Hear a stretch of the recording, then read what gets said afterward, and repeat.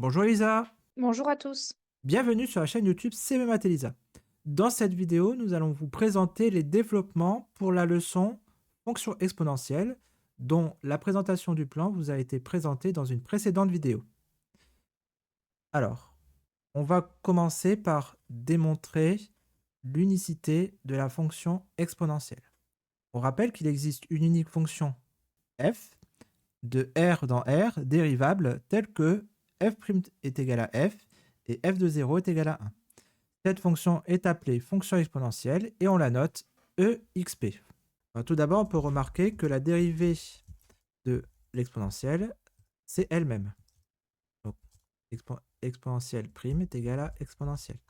Et exponentielle de 0 est égal à 1. Ici, on va juste démontrer l'unicité et on va admettre l'existence de cette fonction, la fonction exponentielle. On pourrait démontrer l'existence de cette fonction via la fonction réciproque de la fonction logarithme, ou encore, on pourra utiliser les séries entières. Alors, à présent, je vais passer à la démonstration de ce résultat. Et comme dit, nous allons admettre l'existence de cette fonction et je vais démontrer son unicité. Alors, soit x, un nombre réel, on va considérer la fonction h définie sur R par h de x égale f de x multiplié par f de moins x. Cette fonction est dérivable sur R. Et pour tout réel x, on a que f' de x égale, donc h de x est un produit, donc on va appliquer la formule pour dériver un produit, qui, je rappelle, est la suivante. U fois v, quand je dérive, j'obtiens u'v plus uv'. J'identifie ici u de x comme étant f de x, d'où la dérivée u' de x est f' de x, et v de x, ici, est identifié au facteur f de moins x, qui a pour dérivée moins f' de x. On obtient alors l'expression suivante pour h' de x, qui est égale à f' de x, facteur de f de moins x, plus f de x, multiplié par moins 1, f' de x. Ce qui nous donne f' de x, facteur de f de moins x, moins f de x, facteur de f' de moins x. Ensuite, j'utilise le résultat suivant, que f' de x égale à f de x pour tout réel x. On peut alors réécrire l'expression de la dérivée de h comme f de x, facteur de f de moins x, moins f de x, facteur de f de moins x. Et on remarque que h' de x est égal à 0. Ainsi, on peut affirmer que la fonction h est constante sur R, puisque la dérivée h' de x est nulle. À présent, on va évaluer la fonction h en 0. Donc, je vais remplacer petit x par 0. J'ai alors que h de 0 égale f de 0, facteur de f de moins de 0. Autrement dit, f de 0, facteur de f de 0. Et f de 0 vaut 1, d'où 1 fois 1 égale 1. On a alors que h de 0 est égal à 1. On se souvient que la fonction h est constante sur R. On peut alors écrire que pour tout réel x, h de x, qui, je le rappelle, est égal au produit de f de x que multiplie f de moins x, est égal à 1. À partir de cette égalité, on peut également dire que la fonction f ne s'annule pas. Donc ce résultat, on va le garder précieusement, il va être utile un peu plus loin dans la suite de la démonstration. Alors, à présent, on va supposer qu'il existe une fonction g telle que g' est égal à g et g de 0 est égal à 1. Comme la fonction f ne s'annule pas, on peut poser la fonction k de x qui serait égale au quotient de g de x par f de x. La fonction k est dérivable sur R, donc il s'agit d'un quotient. Donc on va appliquer la formule du quotient u sur v qui, je le rappelle, donne u'v moins uv' sur v carré, avec u de x qui est g de x, donc U' de x est égal à G' de x, et V de x qui vaut f de x, et donc sa dérivée, V' de x, vaut f' de x. Donc, en appliquant cette formule, on a que k' de x est égal à G' de x facteur de f de x moins G de x facteur de f' de x, le tout sur f de x au carré. Ensuite, on va pouvoir remplacer G' de x par G de x et f' de x par f de x dans l'expression du numérateur de ce quotient. On a alors que au numérateur, k' de x, ça va être égal à G de x facteur de f de x moins G de x facteur de f de x sur f de x, le tout au carré. On remarque alors que le numérateur est égal à 0, d'où k' de x est égal à 0. On peut alors conclure que la fonction k est constante sur R. À présent, on va calculer l'image de 0 par la fonction k. Donc k de 0, ça va être égal à g de 0 sur f de 0. Mais par hypothèse, g de 0 et f de 0, ces deux fonctions valent 1, puisque ce sont des fonctions constantes. Donc, le quotient de g de 0 sur f de 0 vaut 1 sur 1, autrement dit 1. Donc, la fonction k, je rappelle, est constante sur R, et donc, pour tout réel x, on a que k de x est égal à 1, d'où f de x est égal à g de x. On vient alors de montrer que la fonction exponentielle est bien unique. Alors, on va montrer une deuxième propriété. Pour tout réel x et y, exponentielle de x plus y est égale à exponentielle de x fois exponentielle de y. Alors, soit x appartenant à R, on va fixer un nombre réel y et on va considérer la fonction f définie sur R par f de x égale exponentielle de x plus y sur exponentielle x. On peut écrire ce quotient puisqu'on a prouvé précédemment que la fonction exponentielle ne s'annule pas. Donc, diviser par exponentielle x est permis. La fonction f est dérivable sur R, et pour tout réel x, on a, en appliquant donc la formule de dérivée d'un quotient, que f' de x égale à exponentielle de x plus y, facteur de exponentielle x, moins exponentielle de x plus y, facteur de exponentielle x. Le tout sur exponentielle de x au carré. On remarque que le numérateur vaut 0, donc f' de x est égal à 0.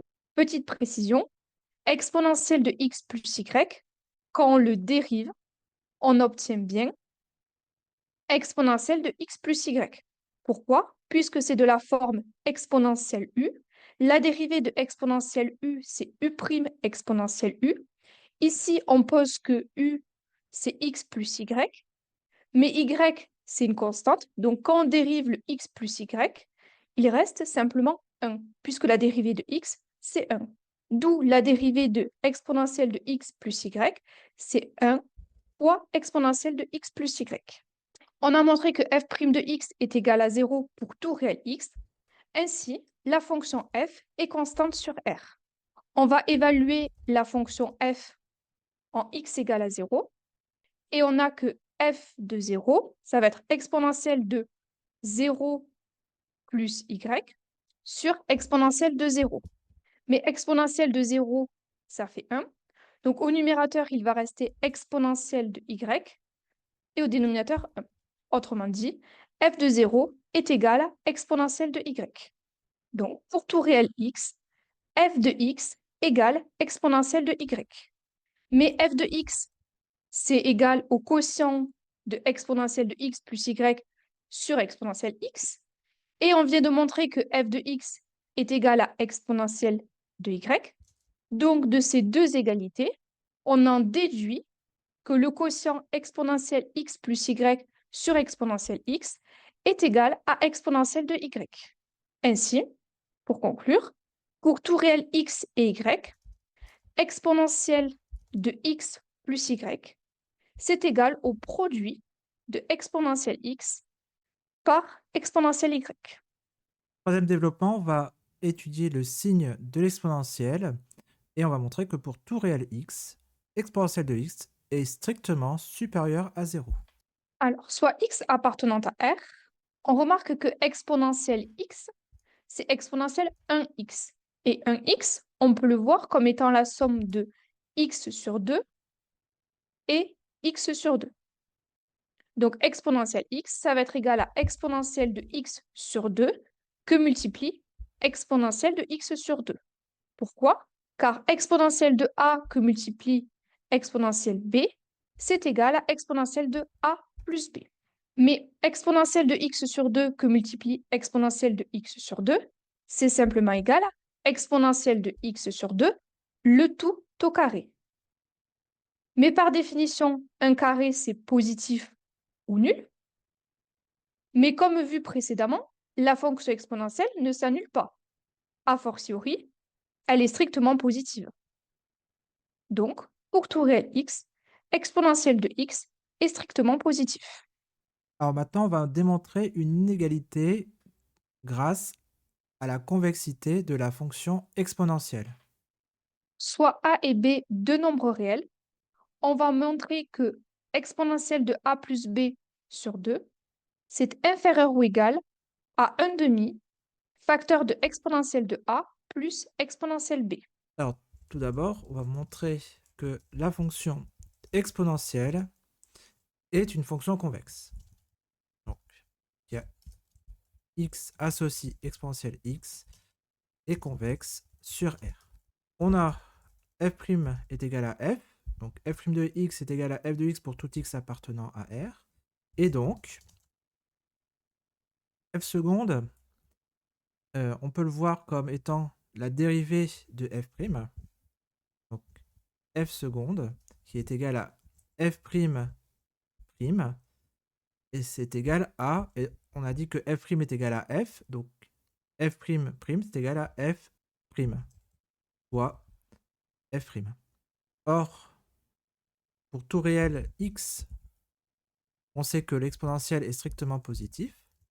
Donc pour tout réel x, on sait que l'exponentielle de x est strictement positif, démontré à la proposition précédente.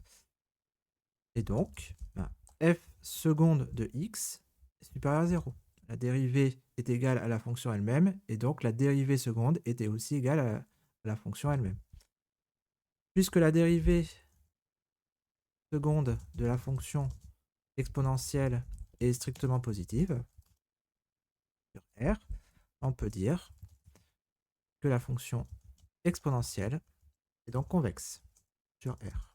Par définition, une fonction f est convexe si pour tout réel a et b, et pour tout t appartenant à l'intervalle 0, 1, la courbe de la fonction est située en dessous de ces cordes, c'est-à-dire f de ta plus 1 moins tb inférieur ou égal à t f de a plus 1 moins t f de b. En choisissant t est égal à 1 demi, on va choisir le milieu de l'intervalle, le point milieu. La définition de la convexité devient f de 1 demi a plus 1 demi de b. Ici, on voit que 1 moins t, c'est 1 moins demi, 1 demi. Donc, f de 1 demi de a plus 1 demi de b, c'est inférieur ou égal à 1 demi de f de a plus 1 demi de f de b. Maintenant, on a défini f comme étant exponentielle de x. On obtient l'inégalité souhaitée, c'est-à-dire exponentielle de a plus b sur 2 inférieur ou égal à 1 demi facteur de exponentielle de a plus exponentielle de b.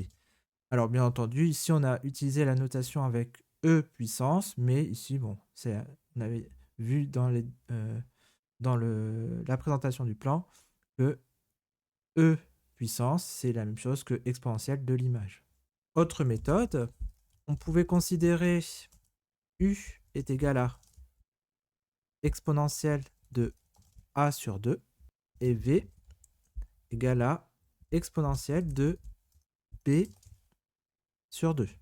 On aurait eu u au carré est égal à x de a et v au carré est égal à x de b.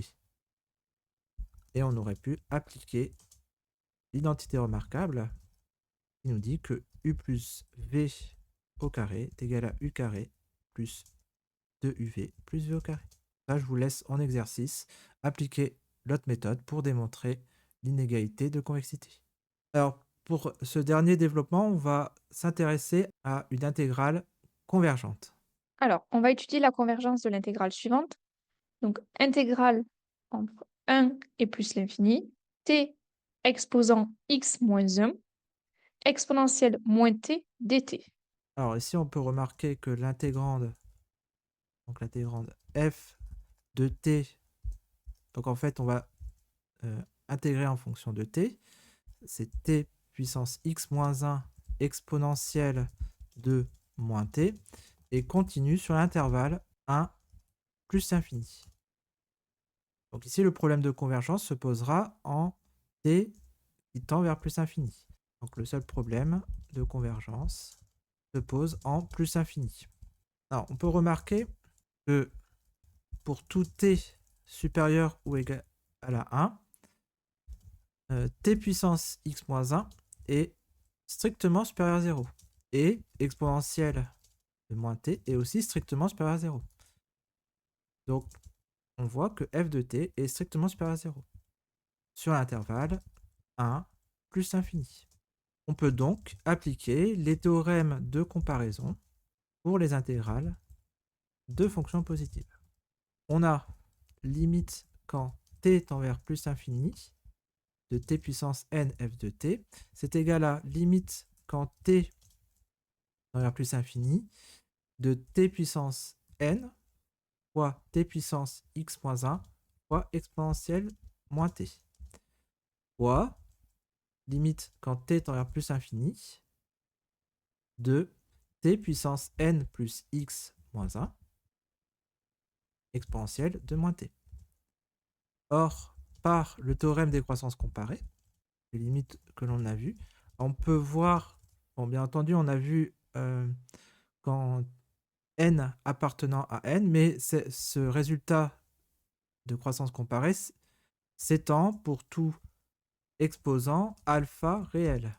On rappelle qu'on avait limite quand t tend vers plus infini de t puissance alpha exponentielle moins t est égal à 0. Ainsi, en prenant alpha est égal à n plus x moins 1, on obtient limite quand t tend vers plus l'infini de t puissance n f de t, bah, c'est égal à 0. En particulier pour n égale à 2, bah, on a limite quand t tend vers plus infini de t au carré t puissance x moins 1 exponentielle en t est égal à limite quand t tend vers plus infini de t puissance x plus 1 exponentielle de moins t. Et ça, c'est égal à 0. Donc, on va pouvoir ici on avait f de t. Et t au carré, on peut dire que c'est 1 sur t au carré. Donc, finalement, on aura, donc ici, si et seulement si, limite quand t tend vers plus infini de f de t sur 1 sur t au carré. Et c'est égal à 0. Et ça, c'est la définition du petit o de quelque chose. Donc, on a alors que f de t est égal au voisinage de plus l'infini. Donc, on va l'écrire comme ça, au voisinage de plus l'infini, à petit o de 1 sur t au carré. Ainsi, d'après le théorème de comparaison, donc, appliqué aux intégrales de fonctions à valeur positive, bah, on a que l'intégrale entre 1 et plus l'infini de t puissance x moins 1 exponentielle moins t dt et l'intégrale entre 1 et plus infini de 1 sur t au carré dt ont la même nature de convergence, donc soit convergente, soit divergente. Or, intégrale entre 1 et plus l'infini de 1 sur t carré dt, eh bien ça on reconnaît une intégrale de Riemann pour avec n, donc 1 sur t puissance n avec n égale à 2. Et le critère de convergence d'une intégrale de Riemann, c'est que n doit être strictement supérieur à 1. Donc, cette intégrale converge.